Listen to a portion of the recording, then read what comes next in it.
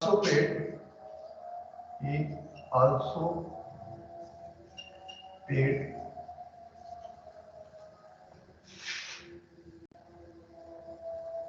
rupees 200,000 as security and 1,20,000 being advance rent for warehouse.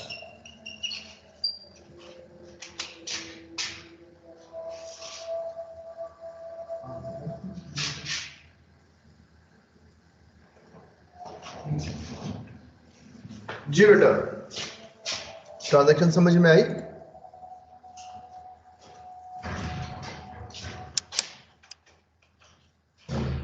जी मित्रों,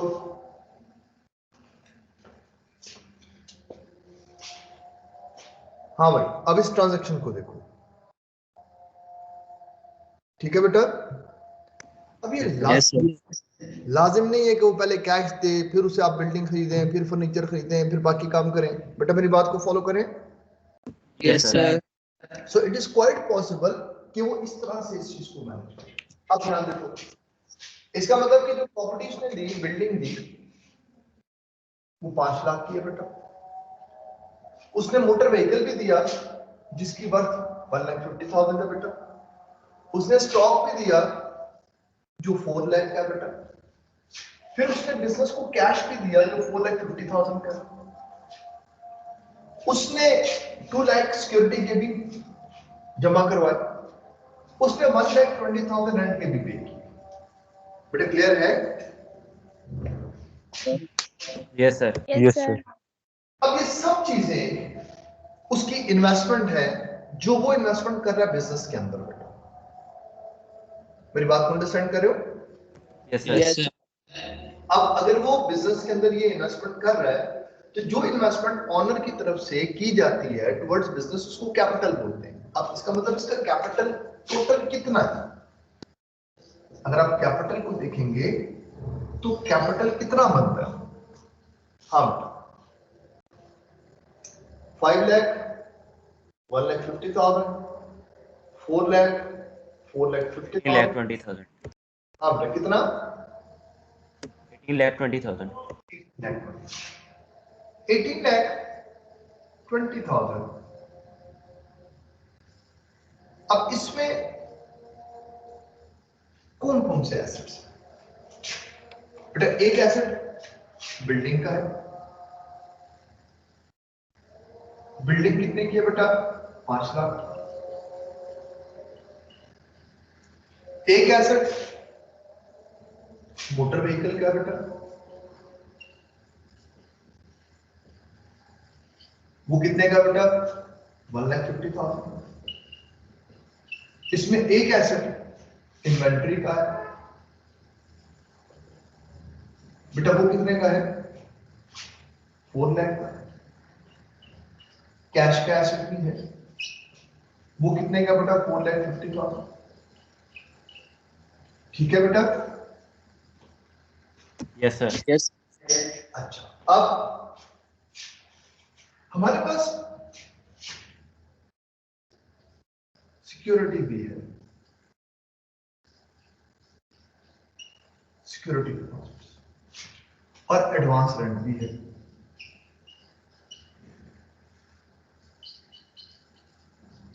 ठीक है बेटा? Yes sir. अच्छा भाई, अब ये जो सिक्योरिटी डिपॉजिट है ये बेसिकली रिफंडेबल होता है। ये आपके पास रिफंडेबल, मैंने सिक्योरिटी जमा करवाई, जब बिल्डिंग छोड़ूंगा तो ये पैसे मुझे वापस मिल जाएंगे। बेटा क्लियर है? Yes sir. Yes sir. और एडवांस रेंट जो है ये एडजस्टेबल होता है। एडजस्टेबल का मतलब क्या होगा बेटा? इसका मतलब कि अगर ये मैंने 1,20,000 एक साल का रेंट इसको एडवांस में दे दिया तो अब अगले पूरे साल में मुझे इसको रेंट नहीं देना। आप मेरी बात को अंडरस्टैंड करें? Yes sir. हाँ, अब ये दोनों भी हमारे पास क्या है, हमारे एसेट्स। बेटा क्लियर है? Yes sir. अच्छा, अब यस सर। इनको हम लोग आप ये कहें कि इनको हम लोग एक नाम दे देते हैं, सिक्योरिटी को अदर रिसीवेबल्स पे।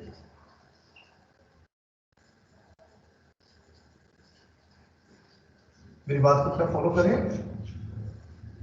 Yes sir. Yes sir. और फ्रेंड को हम नाम दे देते हैं प्रीपेड। बड़ा क्लियर है? Sir yes sir. अच्छा, इसका मतलब कि दो एसेट्स और भी आ गए, एक का नाम अदर रिसीवेबल्स और एक का नाम prepaid rent. Other receivables 2 lakh के और प्रीपेड रेंट 1,20,000। बेटा क्लियर है? Yes sir. हाँ भाई, ये बात समझ में आ गई? Yes sir. Yes sir. तो बेटा ऐसी सर हमारा रेंट एक्सपेंस क्यों नहीं होगा? रेंट बेटा एक्सपेंस होगा, बिल्कुल होगा उस वक्त जब हम इसको कंज्यूम करेंगे। मेरी बात समझ में आ रही है बेटा? तो सर हमने इसको ऑलरेडी अगर पे कर दिए तो ये तो ऑल बोलो बोलो। सर मैं कह रहा हूँ जब हमने इसको पे कर दिया तो ये हमारा एक्सपेंस हो गया ना? अब सुनो मेरी बात, देखो बात ये होती है कि हमने पे कर दिया। अच्छा, अब पे करने के बाद क्या ये बात लाजिम है कि एक्सपेंस हो? पहला बेटा मेरी बात को फॉलो करें। Yes sir. अच्छा, अब सर तो बेटा एक छोटी सी बात, आर पेमेंट्स आर एक्सपेंसेस। अगर मैं आपसे पूछूं कि ट्रू एंड फॉल्स में इसका आंसर दें, तो आप इसको ठीक बोलेंगे या गलत बोलेंगे? गलत। क्यों गलत बेटा? ठीक होगा क्यों ठीक बेटा? सर क्योंकि नहीं सर, वो गलत इन्वेस्ट होगा। कर रहे हैं। इसका सर मतलब कुछ पेमेंट्स है। हाँ, पहली बात कि हम इस चीज पर कंसेंसस में आ जाते हैं कि इसका आंसर क्या बेटा? फॉल्स। भाई इस पे राजी हो नहीं राजी? जी सर। Yes yes sir. भाई अगर किसी को इससे कोई कॉन्ट्राडिक्ट करना है तो मुझे बताओ, उस पे बात कर लेते हैं।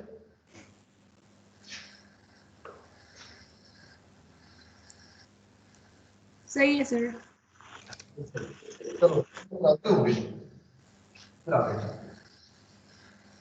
अब लॉजिक क्या है? तो भाई लॉजिक ये है कि अगर हम गाड़ी खरीदते हैं तो पैसे तो उसमें भी देने पड़ेंगे, अगर हम बिल्डिंग खरीदते हैं तो पैसे तो उसमें भी देने पड़ेंगे। आप इस बात को थोड़ा फॉलो करें, तो फिर ये वाली लॉजिक ठीक नहीं हो सकती कि सारी की सारी पेमेंट्स जो है एक्सपेंस। बेटा मेरी बात को फॉलो करें। बेटा Yes, क्लियर sir. है? Yes. Yes sir. Yes sir. Yes sir. हम यहां आते हैं, इसको थोड़ा सा और एक्सपेंड करते हैं। अच्छा, तो फिर ऑल पेमेंट्स आर एक्सपेंसेस, अगर वो कहता है कि तुम मुझे खाली फॉल्स ना लिख के दो, मुझे इसको जस्टिफाई करके दो, यानी मुझे ना लॉजिकली इस चीज को एक्सप्रेस करके दो कि तुम क्यों ये कह रहे हो कि ये गलत है। बेटा मेरी बात को फॉलो करें, तो मैं इसको लिख कर दूंगा कि if a payment has future benefits, Yes, sir. Future then benefits. it is an asset rather than an expense. Got it? जी sir. Yes, sir. Yes sir. Logic समझ में आया कि हमने प्रीपेड रेंट को क्यों अपना एसेट कंसीडर किया? Yes, sir. हाँ बेटा, जिन्होंने क्वेश्चन किया था कि हमने पे किया है तो हम इसको एक्सपेंस क्यों ना लें, क्या आपको ये बात समझ में आई बेटा?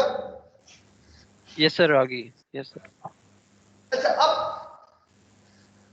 यहीं पे आपके पास पहली चीज, तो इससे रिलेटेड हमारे पास डिस्कशन, अभी इस डिस्कशन को और आगे लेकर जाएंगे। अब एक बात यहां पे है कि यार ये लफ्ज लिखा हुआ था सिक्योरिटी डिपॉजिट, तो क्या मेरे लिए ये बात गलत थी कि मैं यहां पर नाम दे देता एसेट का सिक्योरिटी डिपॉजिट?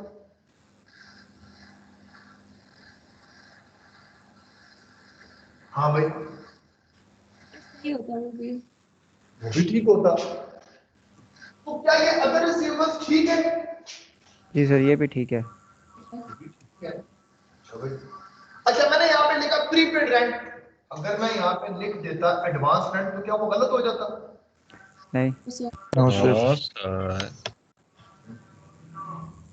तो वो ऐसी क्या बात थी जिसकी वजह से मैं यहाँ पर इसको प्रीपेड रेंट लिख रहा हूँ, एडवांस रेंट नहीं लिख रहा? मैं उसको अदर रिसीवेबल्स लिख रहा हूँ, सिक्योरिटी डिपॉजिट नहीं लिख रहा। आप ये बात को अंडरस्टैंड करें। Yes sir. मेरी बात को समझ रहे हैं? Yes sir. इसकी वजह आपकी ऑर्गेनाइजेशन में चार्ट ऑफ अकाउंट्स, बेटा मेरी बात समझ में आ रही है? Yes, sir. Yes sir. हाँ, चार्ट ऑफ अकाउंट्स। अब होता इस तरह से है कि जब हम अकाउंटिंग के बीच में अपनी चीजों को रिकॉर्डिंग की तरफ लेकर जाते हैं, तो हमें कुछ अपने पास, आप ये कहें कि कोई एसओपीज बनानी होती है, ठीक है बेटा? कुछ हमें Yes, sir. स्टैंडर्डाइज अपने ऑपरेशनल, आप ये कह लें कि प्रोसीजर्स डिजाइन करने होते हैं। बेटा क्लियर है? Yes sir. Yes, sir. अब ये जो चार्ट ऑफ अकाउंट है, ये बेसिकली हमारी एसओपीज या पॉलिसीज में।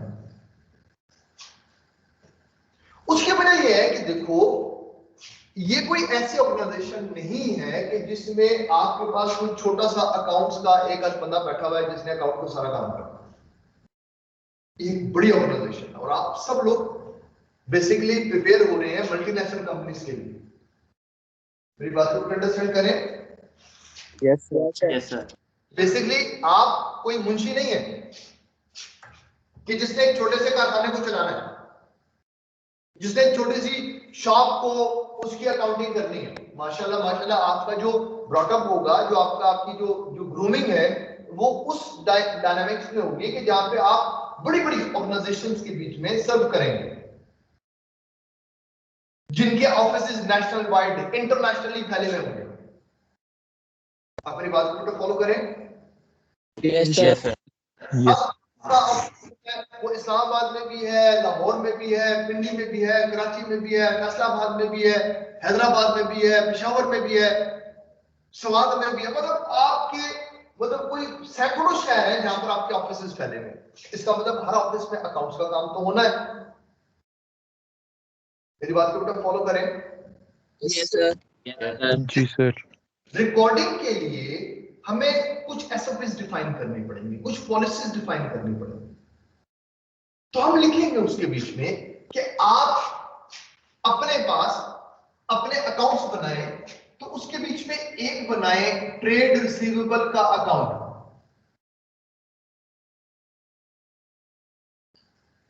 एक बनाएं अदर रिसीवेबल्स का अकाउंट हेड, एक बनाएं प्री पेमेंट्स का अकाउंट हेड। बेटा मेरी बात को फॉलो करें। Yes sir. अब हम, जो बंदा भी नया हमारे पास आएगा, हम उसको ट्रेनिंग देंगे और उसको ये ट्रेनिंग ट्रेनिंग देंगे, उसको एक बात समझाएंगे कि जब आप गुड्स एंड सर्विसेज को बेचें, तो जिनको आप गुड्स एंड सर्विसेज बेचेंगे ये आपके कस्टमर्स होंगे। तो जो आपके कस्टमर्स हैं, जब उनसे कोई पैसे लेने हो, ये क्रेडिट पर आ जाए, तो जब आप इनको क्रेडिट देंगे, इनको उधार देंगे, तो उस अकाउंट हेड का नाम ट्रेड रिसीवेबल रखें, ताकि हम इसको पहचान सकें कि ये वो पैसे हैं जो हमने गुड्स एंड सर्विसेज को बेच दी है और अब वो लेंगे। बेटा मेरी बात को फॉलो कर रहे हैं? Yes sir. अच्छा, हम उनको एक बात बताएंगे कि अगर कभी कोई एक्सपेंसेस जैसे रेंट का, सैलरी का, कमीशन का अगर हम एडवांस पे दे दें, तो एक्सपेंसेस पेड इन एडवांस को हम प्री पेमेंट्स बोलेंगे। आपको मेरी बात समझ में आ रही है बेटा? जी सर। अगर इनके अलावा हमने किसी से पैसे लेने होंगे, तो फिर हम उसको अदर रिसीवेबल्स में लिखेंगे। तो पुत्र मेरी बात समझ में आ रही है? Yes sir. बेटा क्लियर है? Yes sir. Yes sir. किसी को मसला तो नहीं इसमें? Sir no sir. चार्ट का मतलब समझ में आया? Yes sir. हाँ, तो बेटा इस वजह से चार्ट ऑफ अकाउंट्स को क्रिएट किया जाता है कि उसके बीच में हम अकाउंट हेड्स बना दें, इनके नाम बना दें। फिर चार्ट ऑफ अकाउंट में न सिर्फ उसका नाम बनाया जाता है, बल्कि उसके साथ साथ उसके कोड दिए जाते हैं। बेटा मेरी बात को फॉलो करें? Yes sir. Yes sir. हाँ भाई, क्लियर है? Yes sir. तो इस वजह से अदर रिसीवेबल्स को जी बेटा, अदर रिसीवेबल्स को एक दफा रिपीट कर दें। बेटा सिंपल है कि अगर आपने गुड्स एंड सर्विसेज बेचकर कोई पैसे लेने हैं तो ट्रेड रिसीवेबल नाम दो।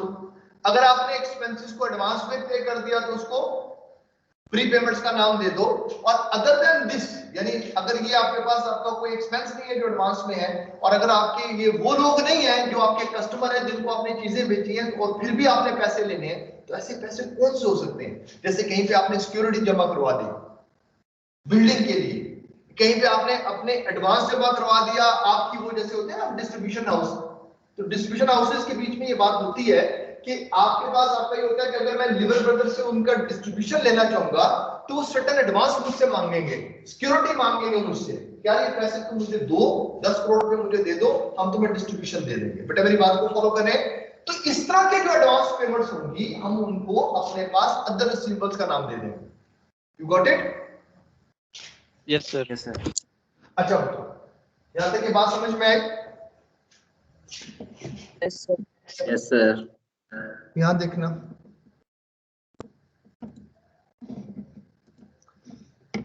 जी बेटा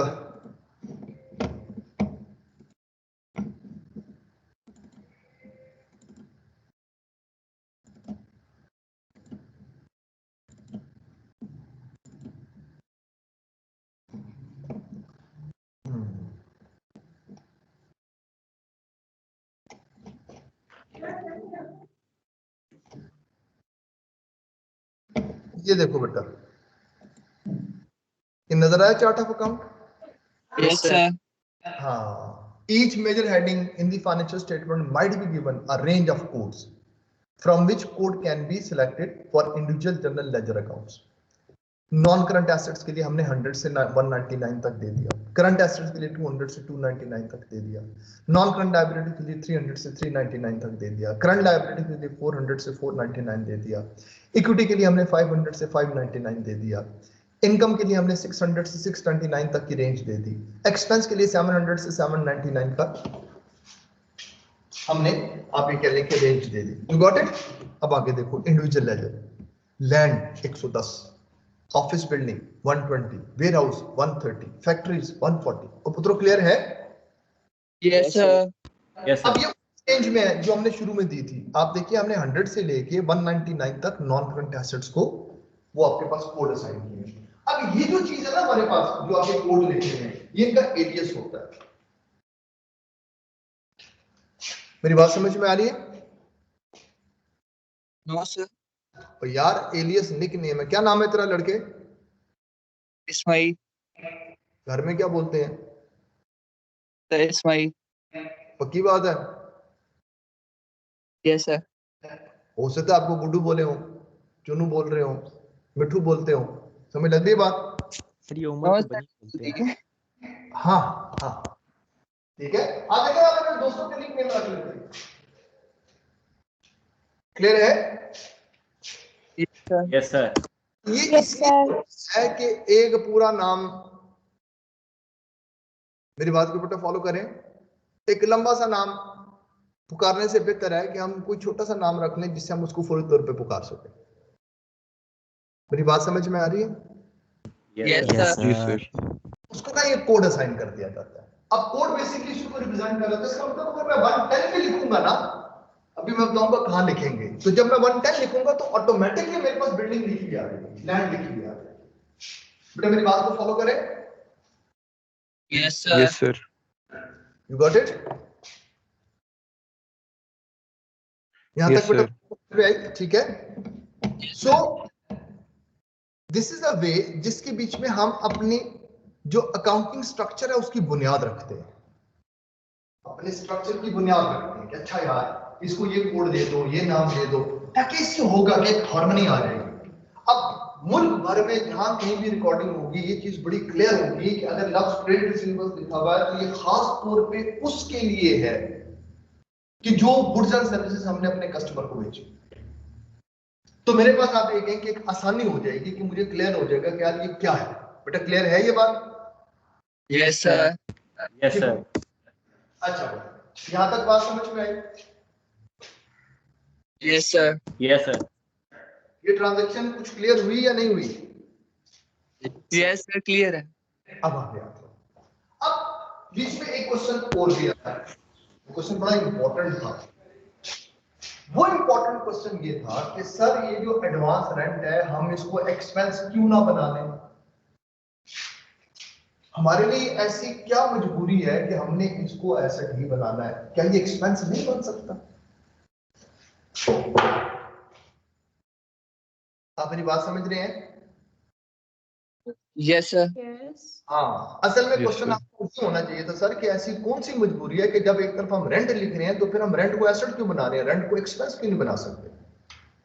बेटा मेरी बात समझ में आ रही है? सर इससे फ्यूचर बेनिफिट हो रहा है। सही है, बिल्कुल सही। अब एक बात समझो, आपने चाय का कप खरीदा, मुझे बताओ चाय का कप एसेट है या एक्सपेंस है? Asset Asset. Sir. Asset. Asset sir. दोनों। एसेट है सर। फ्यूचर चाय बेनिफिट। चाय के कप को एक्सपेंस नहीं बना सकते? एक्सपेंस नहीं सर। बना नहीं, sir. सकते हैं। बेटा एक मजे की बात बताऊं, आज तक आप चाय के कप को खरीदने के साथ ही एक्सपेंस बना लेते हैं, एसेट नहीं बनाते। आप अपने माइंड में देखिएगा, आप देखिएगा जब चाय की पेमेंट की जाती है तो उसी के साथ आपके माइंड में आता है कि मेरे इतने खर्च पैसे हो गए। जी सर। Yes sir. क्योंकि कुछ पेमेंट्स ऐसी होती हैं, पेमेंट्स हैं, इनके फ्यूचर बेनिफिट्स भी हैं, इसमें भी कोई शुबा नहीं बेटा, लेकिन ये बहुत ही वेरी शॉर्ट रन में ये एक्सपायर होता है। जैसे चाय का कप है, लिटर का पैकेट है, आपने जब खरीदा, भाई अगर कोई कहता है ये मेरा एसेट है तो गलत नहीं कह रहा, क्योंकि अभी उसने फ्यूचर में बेनिफिट उठाना है।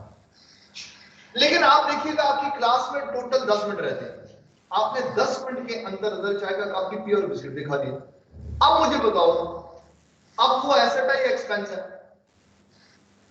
अब एक्सपेंस हो गया। क्यों? क्योंकि इन्होंने बहुत ही शॉर्ट टाइम में क्या हो जाना है बेटा, कंज्यूम हो जाना। आप मेरी बात समझ रहे हो? Yes sir. Yes sir. अब अगर इन्होंने कंज्यूम हो जाना है तो इसका मतलब मुझे क्या करना पड़ेगा, जरा यहां देखना, यहां देखो। मैंने इसको अपना एसेट बनाया, साथ ही मैंने आप एक कोई घंटा गुजरा, 1 मिनट लगा,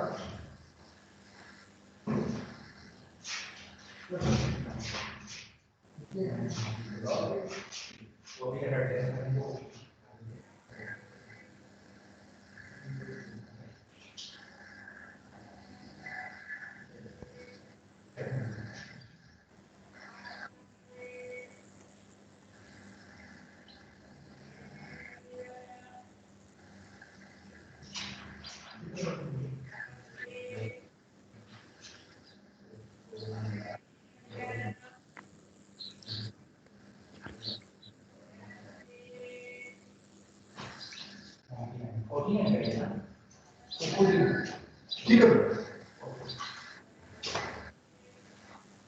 जी बेटा, मेरी बात समझ में आ रही है? अब Yes, sir. इधर मैं इसको एसेट बनाऊं, साथ ही 10 मिनट के बाद मैं कहूं भाई इसको एक्सपेंस बना लो, यहां से निकालो और यहां से भी निकालो। बेटा मेरी बात को फॉलो करें। Yes, sir. अब आप मुझसे पूछेंगे सर अगर आपने 10 मिनट के बाद इसको एक्सपेंसिव बनाना था तो पहले क्यों नहीं बना दिया? Yes, आप मेरी बात को अंडरस्टैंड कर रहे हो? yes, sir. बेटा क्लियर है कि नहीं? Yes, sir. Clear. Yes, sir. Clear. Yes, sir. मैंने बिस्किट के पैकेट और चाय के कप के लिए 50 रुपए दिए, मैं उनको 10 मिनट पहले कह रहा हूं मेरा एसेट है, 10 मिनट के बाद मैं कहता हूं यार वो मेरा एक्सपेंस हो गया क्योंकि मैंने कंज्यूम कर लिया। तो क्लियर है? Yes, sir. Yes, sir. Yes, sir. फिर हमें ये ऑप्शन देती है कि अगर इन्होंने शॉर्ट रन में एक्सपायर होना है तो तुम्हारा दिल चाहे तो तुम इनको एसेट बना लो, तुम्हारा दिल चाहे तो तुम इनको एक्सपेंस कर लो। बेटा मेरी बात को फॉलो करे हो? Yes, sir. Yes, sir. Yes, sir. आप मेरी बात को अंडरस्टैंड करें। यस इट इज ऑप्शनल, हम चाहते तो हम इसको एक्सपेंस बना सकते थे। बेटा मेरी बात को अंडरस्टैंड कर रहे हो? Yes, sir. Yes, sir. तो यार मेरी बातों से कंफ्यूज तो नहीं हो रहे हो? No, sir. थोड़ा No, sir. So we got an option. अच्छा अब सवाल ये पैदा होता है कि यार ये शॉर्ट रन से मतलब क्या हुआ?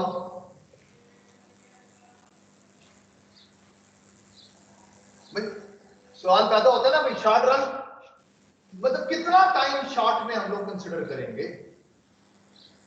बेटा मेरी बात को फॉलो करें। yes. Yes, Yes, sir. sir. तो अकाउंटिंग आपको अलाउ करती है कि अगर इस पेमेंट का बेनिफिट विद इन 1 ईयर अगर हम लोग ले रहे हैं तो फिर ये शॉर्ट टर्म है। बेटा मेरी बात को फॉलो करें। Yes, sir. Yes, sir. ये बात समझ में आई या नहीं समझ में आई? Yes, sir. आगे sir. आगे क्लियर है या नहीं? Clear, sir. क्लियर है सर। ये टाइम वाला पीरियड एक बार दोबारा बताना। मैं फिर बता देता हूं। अकाउंटिंग ये कहती है कि अगर किसी पेमेंट का बेनिफिट 1 साल के अंदर अंदर एक्सपायर हो जाए तो वो शॉर्ट टर्म पेमेंट्स। बेटा क्लियर है? Yes sir, yes sir. अच्छा अब ये सवाल पैदा होता है कि यार 1 साल ही क्यों? मतलब ऐसी क्या लॉजिक है कि 1 साल पर अगर पेमेंट होगी तो शॉर्ट रन है? तो बात समझ में आ रही है? Yes, sir. Yes, sir. उसकी वजह ये है कि 1 साल हमारे पास हमारा, आपको याद होगा accounting period concept. Counting period. Accounting, Yes, sir. क्योंकि हम नॉर्मली अपने अकाउंटिंग पीरियड को 1 साल पे लेते हैं, 1 ईयर। तो बात समझ में आई? Yes, sir. अच्छा अब हम इस 1 साल में करते क्या है?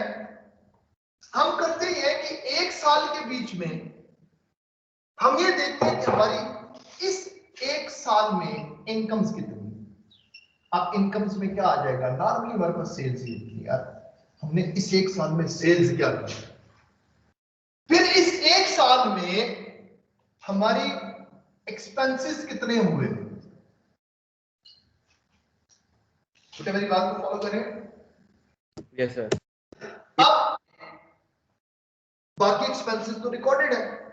अगर हमने इसको प्रीपेड रेंट लिया हुआ है तो एक साल के लिए रेंट था, इसका मतलब अब ये प्रीपेड नहीं रहा, साल गुजार लिया, एक साल इसके बेनिफिट ले लिए, अब ये एसेट नहीं रहा, अब मुझे इसको एसेट से एक्सपेंस में कन्वर्ट करना है। Yes sir. इस बात को क्यों, देखो जब मैंने साल के शुरू में ये 1,20,000 रुपए दिए थे, 10,000 रुपए पर मंथ का रेंट था, मैंने एक साल का रेंट एडवांस में दे दिया, ठीक हो गया, साल पूरा हो गया, तो साल पूरा हो गया तो अगली पेमेंट ड्यू होगी ना। Yes sir. Yes, sir. खरीदी तो नहीं, ये तो एक साल का एडवांस रेंट था जो दे दिया, इसका मतलब साल पूरा हो गया, आपका वो रेंट खत्म हो गया, अगला रेंट पे करो। तो पुत्रों बात समझ में आ रही है?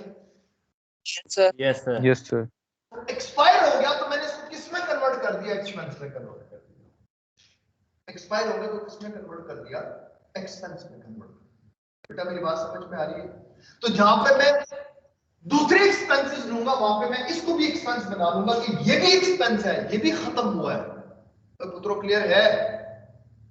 Yes sir. Yes sir. Yes, sir.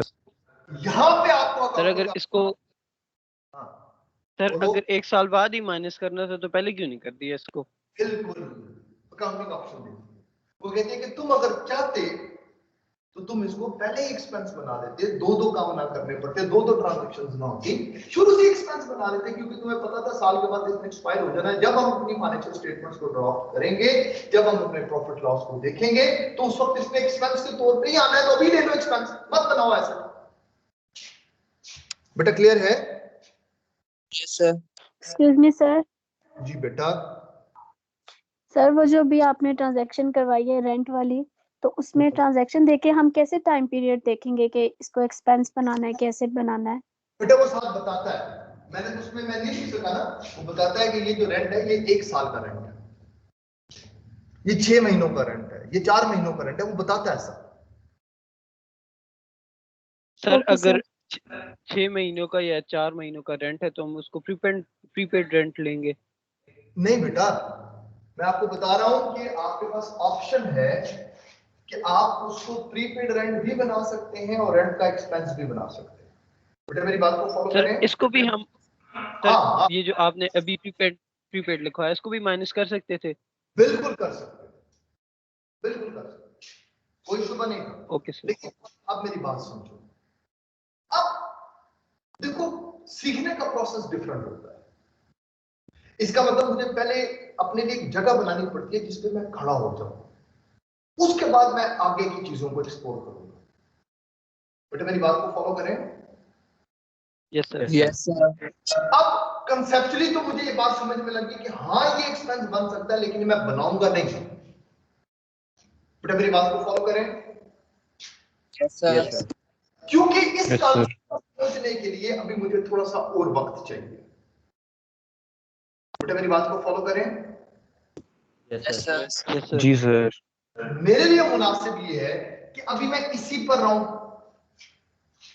कि अच्छा यार प्रीपेड रेंट है ना, तो प्रीपेड रेंट का क्योंकि मैंने बेनिफिट फ्यूचर में उठाना है तो मैं इसको एसेट बना लेता हूं। और आपने गलत नहीं किया, आपने बिल्कुल ठीक किया, ये एसेट ही है, कोई परवाह वाली बात नहीं। बेटा मेरी बात को फॉलो करें। Yes sir. यस भाई सर। आपको मेरी बात समझ में आई?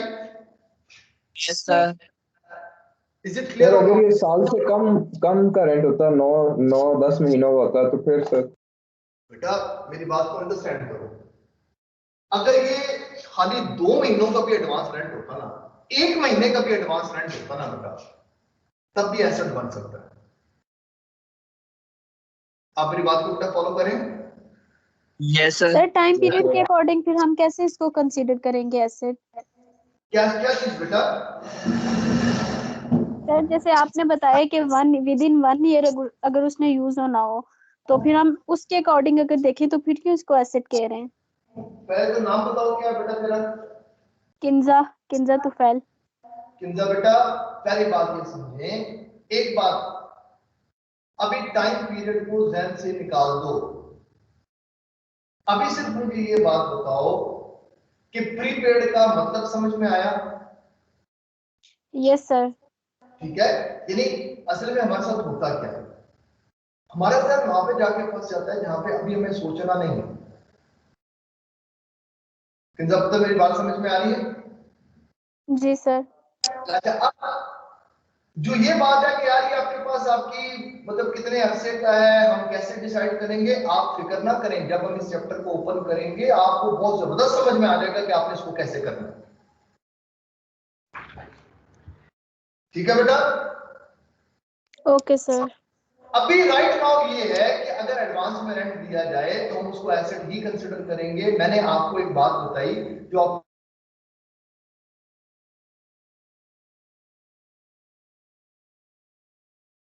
करने के लिए पहले सर मुझे पूरी। आपकी जी बेटा, आवाज नहीं आ रही सर।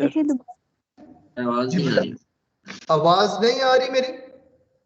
सर तकरीबन 1 सर मिनट कट अब आ रही है, अब आ कट रही है। गई थी, अब आ रही है है सर। क्या? सर अब आ रही है। खैर जो मुझे देखने दो डिवाइस को। हो गई है सही, वो मेरे ख्याल से बीच में थोड़ा सा लैग हुआ था, अब सही है। अब ठीक है, चलो ठीक हो गया भाई। अच्छा पुत्रो, ये बात मेरी समझ में आई? सेंटेंस रिपीट करनी है। Yes, sir. सर आप बता रहे थे कि प्रीपेड रेंट को एसेट क्यों कहते हैं, ये वाली बात रिपीट कर दें। मैं आपसे ये बात कह रहा था कि प्रीपेड रेंट को एसेट बनाना है, इसमें किसी को डाउट तो नहीं? No sir.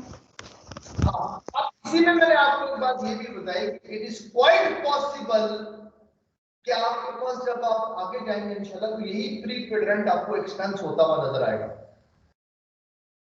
बेटा मेरी बात समझ में आ रही है? Yes, sir. वो Yes, sir. एक्सपेंस क्यों बन रहा है, ये इसकी लॉजिक है।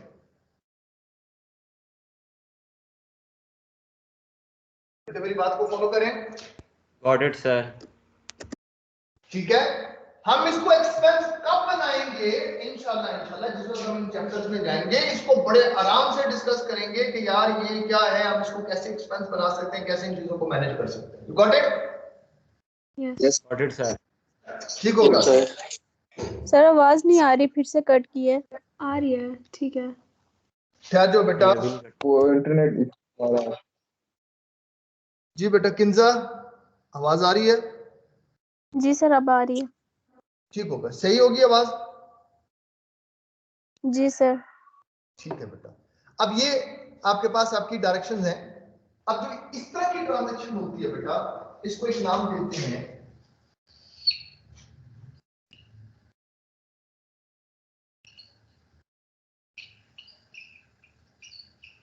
समझ लगी बात? Yes, sir. हाँ, तो आपको पता चला कि सिंपल ट्रांजैक्शन और कॉम्प्लेक्स ट्रांजैक्शन में फर्क क्या होता है बेटा? यस।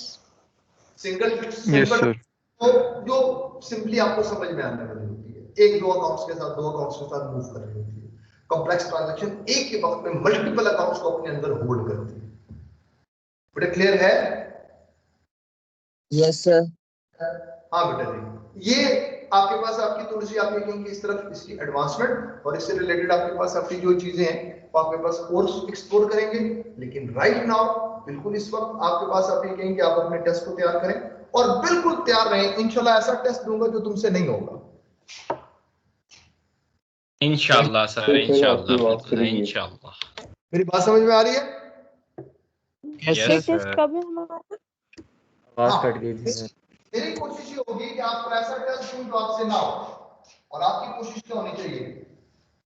ये जब सर ने कहा कि नहीं हो तो ना हो। ओए इंसान बन, आपकी कोशिश ये होनी चाहिए कि इंशाल्लाह हम इस क्वेश्चन को अटेम्प्ट करके सर को दिखाएंगे और सर को बताएंगे कि हमने इस चीज को समझ लिया। इंशाल्लाह सर।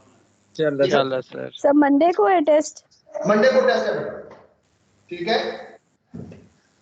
Okay sir. हमारी फिजिकल क्लास टाइमिंग्स में होगा? बेटा फिजिकल क्लासेस के लिए, हाँ क्लास टाइम में होगा। फिजिकल क्लासेस के लिए अभी हम लोग लिमिटेड हुए में हैं, अभी बहुत रेगुलरली वो यहाँ पे छापे मार रहे हैं, इसलिए हमारे लिए आप ये कहें कि कुछ चीजें पॉसिबल नहीं होती। आप मेरी बात को बेटा अंडरस्टैंड कर रहे हैं? Yes, Yes, Yes, sir. even